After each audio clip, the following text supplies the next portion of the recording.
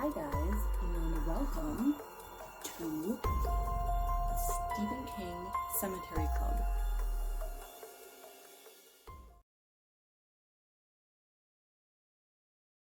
We are at a point in the story now where everything is starting to gel, because, as one of you pointed out, things don't really get started on the journey to the Dark Tower until this book. With Eddie, Roland, and Susanna, Eddie is carving his key, and he is still not finished because he is worried he's gonna mess the whole thing up. And a lot of that stems from his relationship with his brother, because his brother was kind of an asshole to him. He made him doubt himself and picked on him and, all this stuff. So Henry is always in Eddie's mind. Eddie hands the key over to Roland because Roland is at his wit's end with the voices in his head and the clashing of realities for him. So Eddie gives Roland the key and it instantly quiets the voices to just like a dull white noise in his mind. Jake has a dream where he meets a young Eddie playing basketball, and the robots are littered around the ground. So it's like the portal where Shardy came from. It's a great section of the book. Young Eddie tells Jake, "You have to follow me, and that's where the next step of the journey is." And everything is coming to a head where everyone is going to meet up. It's going to be wonderful. So Jake leaves home. He packs a few things. He takes his father's gun and bullets, and he takes his father's aviator sunglasses. And he leaves his parents a note, kind of just I know I'm never coming back, but, there's nothing much to say. And on his way, since Jake is supposed to be in school, he encounters a police officer who is thinking that he's truant and wants to know what's going on. And Jake hypnotizes him with his key. So he pulls the key out and just everyone starts wanting to know what this key is. Everyone's pressing in on him, and it's powerful and kind of scary. So Eddie is talking about a haunted house, or like a mansion that he and Henry went to look at a long time ago when they were children. And it was creepy. Eddie remembers a kid there watching them. That kid is Jake. But is this something that really happened? Is it something that has since happened or is going to happen and then now it's embedded in the memory? Or is it a dream or a dream of a dream? It's just, there are too many possibilities. But Eddie knows that Jake is supposed to be at this haunted mansion. And that's where he will come through into Midworld. So in Midworld, Roland, Susanna, Eddie, they have reached a speaking ring, which is where demons come through, and it's a place you don't really want to hang out, but that's where Jake is going to pop into their world. So they have to be there. Eddie knows that he has to finish the key, so there's that pressure. And they don't know what's going to happen with whatever demon is lurking in the speaking ring. So Eddie, poor Eddie, he's very concerned about getting the key right. And he knows he doesn't have much time to do it, and he kind of freaks out a little bit. Roland slaps him. Eddie gets aggressive and kind of reaches down toward Roland's gun that's at his hip. And Roland kind of takes a step back, thinks about his hawk, David, quote, "Now Eddie was his hawk, and like David, he would not scruple to tear out his eye if he gave so much as a single inch, or his throat." Page 174.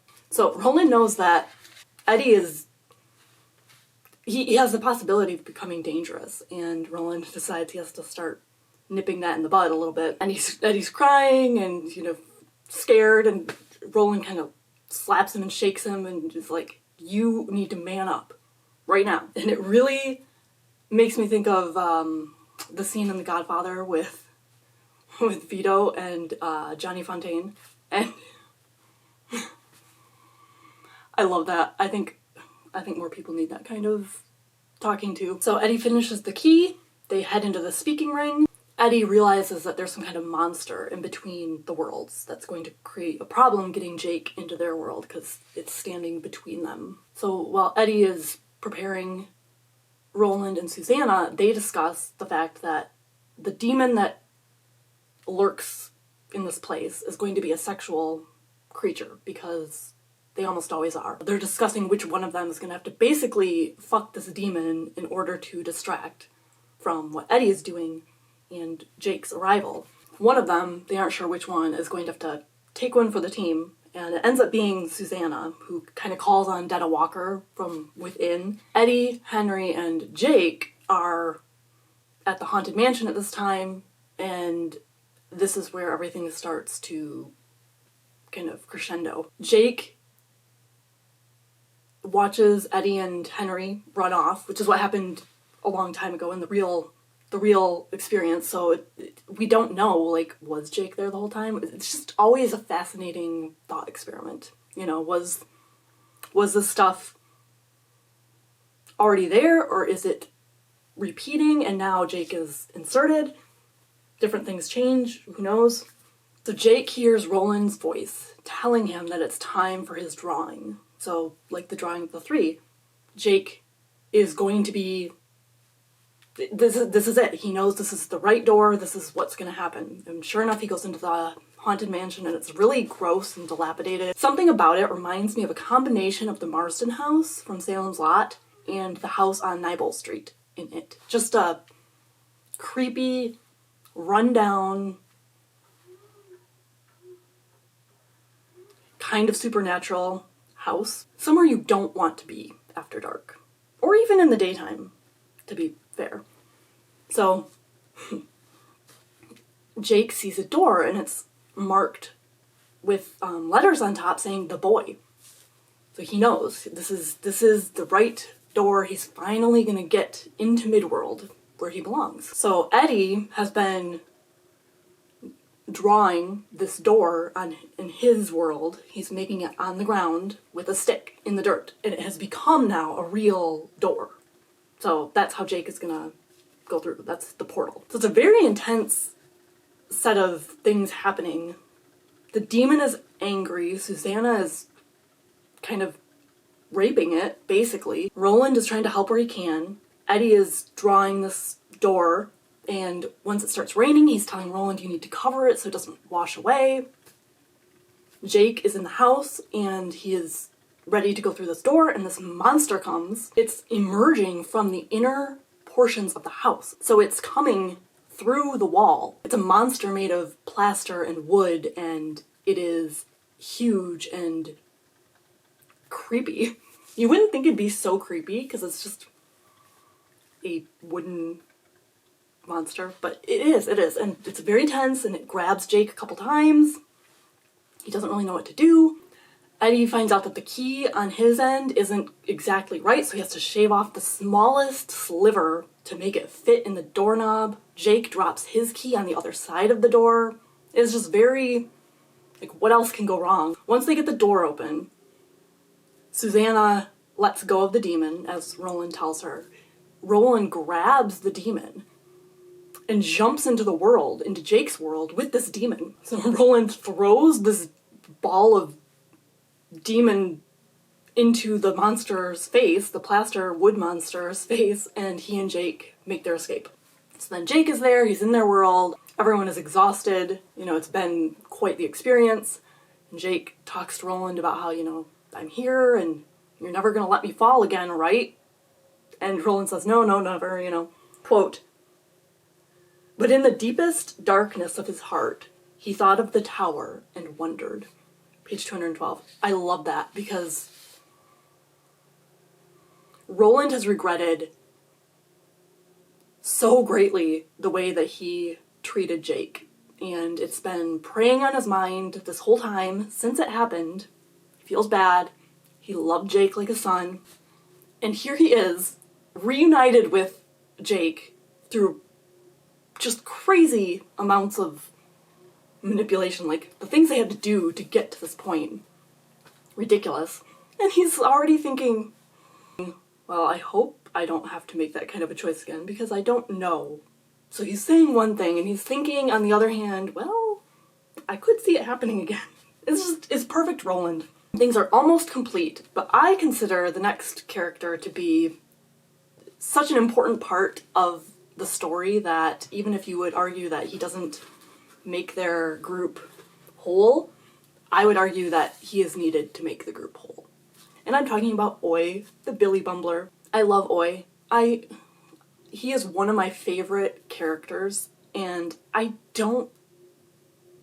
still don't have a good picture of him. The description for them is just, I don't know. They're large, a badger crossed with a raccoon, with gold-rimmed black eyes, sharp whiskery snout, long, closely coiled tail. And Jake is awakened by one of these. He's a scrawny one, and he describes it as a raccoon, woodchuck, dachshund type mix with black and gray striped fur and the gold-ringed black eyes.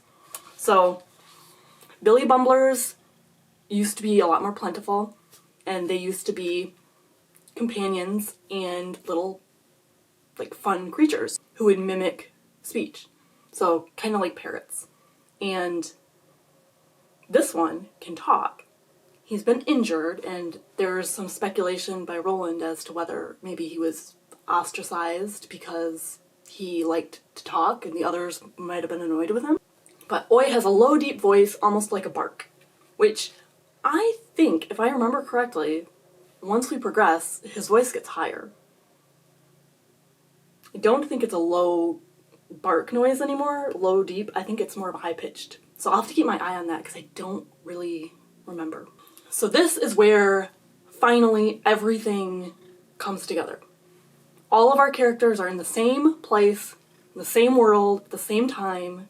They've all found each other. They're all becoming gunslingers. They're all connected. And Oi was the last piece of that puzzle. Eventually we'll find out that they're considered Ka-tet, which means one from many, or a group of people who are bound by fate. As a bond that, because it's determined by fate, is just forever there. And Roland is saying that the only thing that can break up a Ka-tet is death or treachery. But his old instructor Court argued that death and treachery are spokes on the wheel of Ka, and therefore they're part of it, and that means the Ka-tet can actually never be broken. So the Ka-tet goes to river crossing on their way to the big city, and it's filled with old people who have been hiding out. They let their town kind of disintegrate to avoid detection by anyone who might be riding through, because they wanted to stay safe, they wanted to stay unseen, so they just kind of let everything go into disrepair so that people wouldn't think that anyone is actually living in this town. And they host the Ka-tet, they give them food and drink, they have palaver. It's just a very nice way for everyone to kind of relax for a few hours. Aunt Talitha kind of runs the group, and she's over 100 years old. She gives Roland a cross that she has worn for over 100 years, tells him to lay it at the Dark Tower when he gets there and to speak her name. So they get some information from Aunt Talitha and the albino twins, Bill and Till, and they talk about Blaine the Mono, which is pretty much a stand-in for Charlie the Choo-Choo, and they get all this information, they press on, they're gonna head toward Lud, and they decide not to skirt around the city because they need to actually look into this monorail train. They're heading toward this city that has these crazy drums that are emanating from it during certain times of the day, and it's very discordant, very jarring, and Eddie says it sounds like a ZZ Top song, Velcro Fly, which I technically have actually never listened to. Probably should. As they head to Lud, they pause and all kind of catch up with each other. They share their stories. So Roland talks about his story, and then Eddie goes, and then Susanna goes, and then Jake goes. Just to kind of get everyone on the same page. Roland, he's thinking, he hasn't said anything to anyone in the party, but he's thinking that in his language, sometimes there are words that have multiple meanings, And he says that Char, as in Charlie the Choo-Choo, only has one meaning, and that is death. So he's a little worried. And Char will become a very important word when we move on to the next book, which is actually my favorite book. Roland points out that they have all been sharing thoughts without speaking, and they've become so close that they have what's called kef, which is a closeness and sharing of the mind. So all of them have been exhibiting this without even realizing that that's what they're doing. You know, Stephen King loves his telepathy. That's one of his things. Kef is kind of like The Shining. You know, having entire conversations in your mind without opening your mouths.